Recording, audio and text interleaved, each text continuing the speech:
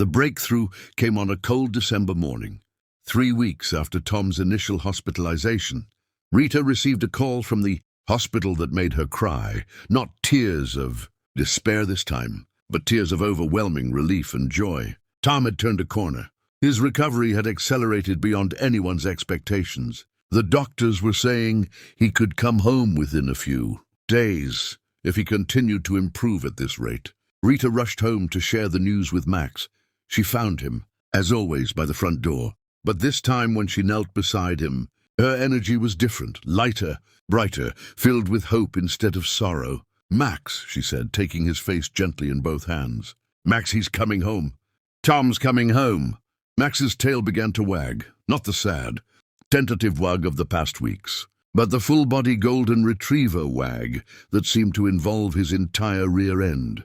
He barked, a sharp, excited bark that the house hadn't heard in far too long. He didn't understand the words exactly, but he understood joy. He understood that something had changed in Rita's voice, in her scent, in the very energy of the house. Something good was coming. The next few days were a flurry of preparation. The house was cleaned and decorated. Tom's favorite meals were planned.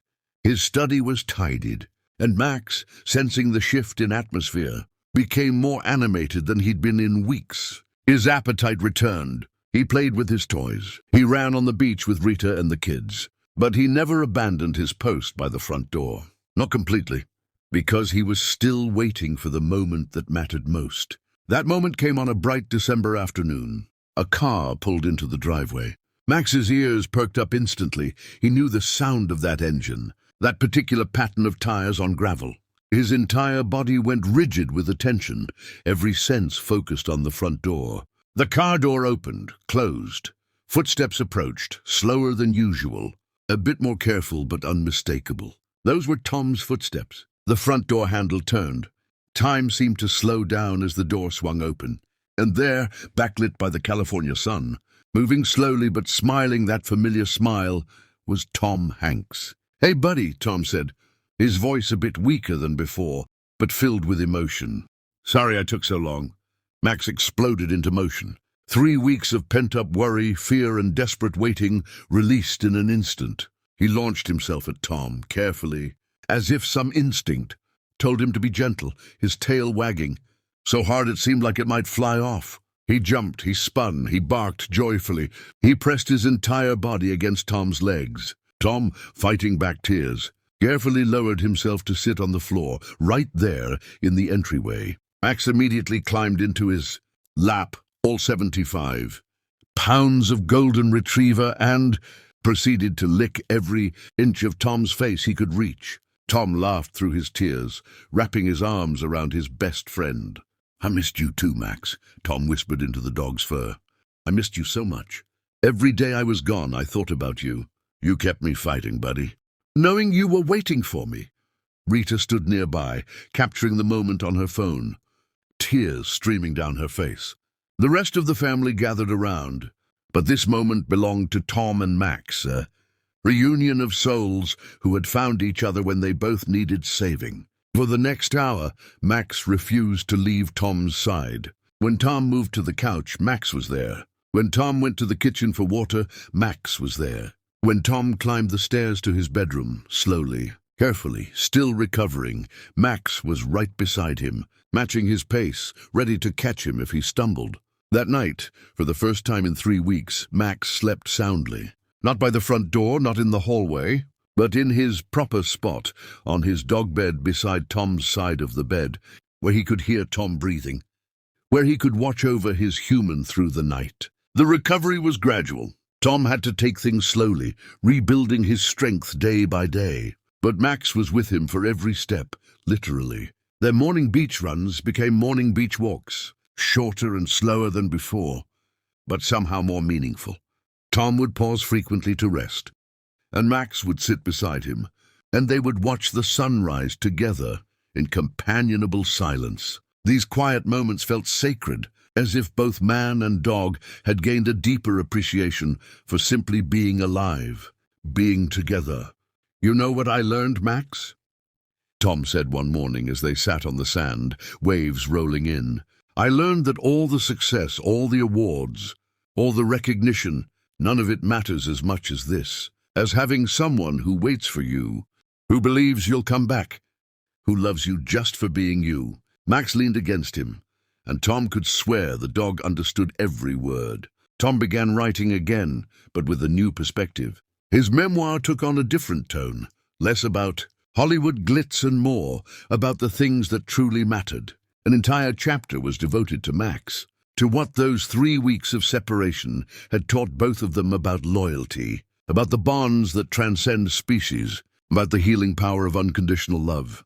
Rita noticed changes in Tom too.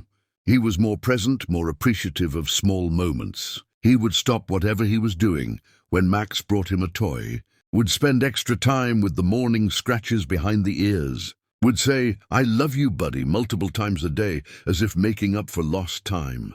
Max, for his part, became Tom's shadow in the best possible way, not clingy or anxious, but simply present, as if he'd appointed himself Tom's personal guardian, ensuring that nothing bad would happen again on his watch. Friends and family who visited remarked on the visible bond between them, deeper, now tested by separation and strengthened by reunion. There was a knowing in their interactions, a communication that went beyond commands and tricks. One evening, about 2 months after Tom's return, the doorbell rang. Max's head lifted from Tom's feet, and for a brief moment, Tom saw it, a flash of the old fear in Max's eyes, the worry that Tom might leave again. Tom immediately reached down and stroked Max's head. "I'm not going anywhere, buddy," he said softly.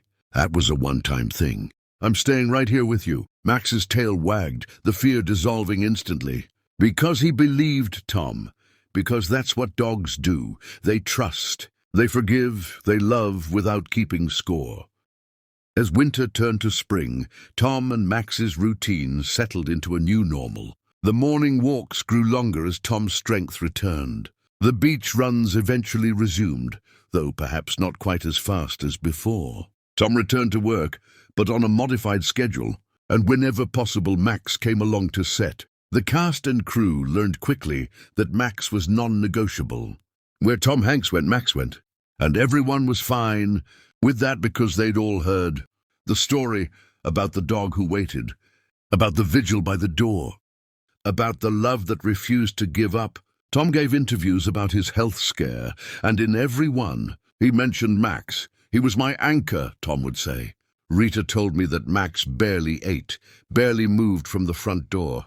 Knowing that he was waiting for me, that gave me strength when I didn't think I had any left. I had to get home to him. On Max's 8th birthday, Tom threw him a party. Friends brought their dogs. There was a dog-friendly cake made of peanut butter and banana. There were presents and toys, and more tennis balls than any dog could chase in a lifetime. But the best gift was simply being together. Tom healthy, Max happy, both of them having survived their ordeal and emerged more connected than ever. As the sun set over Malibu that evening, Tom and Max walked along the beach one more time. Tom carried a tennis ball. Max's tail wagged in anticipation. The ocean stretched endlessly before them, constant and eternal like the bond they shared. Tom threw the ball, and Max raced after it with the enthusiasm of a puppy. Despite his graying muzzle, he returned it to Tom, dropped it at his feet, and looked up with those soulful brown eyes that seemed to say everything that needed to be said. "Good boy, Max," Tom said, scratching behind those beloved ears. "You're such a good boy." And in that simple moment, a man, a dog, a beach, a ball was everything that mattered. All the love, all the loyalty, all the reasons why life was worth fighting for. The dog who stayed with Tom Hanks when everything went quiet had taught the world something important.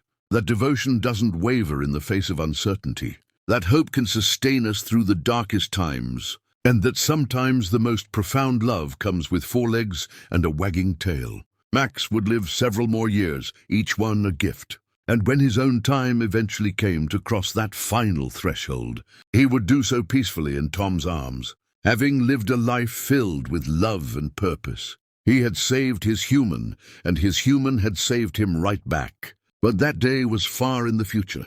Tonight there was only joy, the simple, perfect joy of being reunited, of second chances, of coming home. As they walked back toward the house, Tom's hand resting gently on Max's head, the lights from their home glowed warm and welcoming against the darkening sky. The front door stood open, but Max didn't need to guard it anymore, because Tom was home. And that's all Max had ever wanted, for his human to come home, to stay, to be together in the quiet moments and the loud ones, in sickness and in health, for as long as their time together would last. And thanks to a golden retriever's unwavering faith, to his refusal to give up hope, to 3 weeks of faithful waiting by a door, they had that time. They had each other, and in the end, that was everything.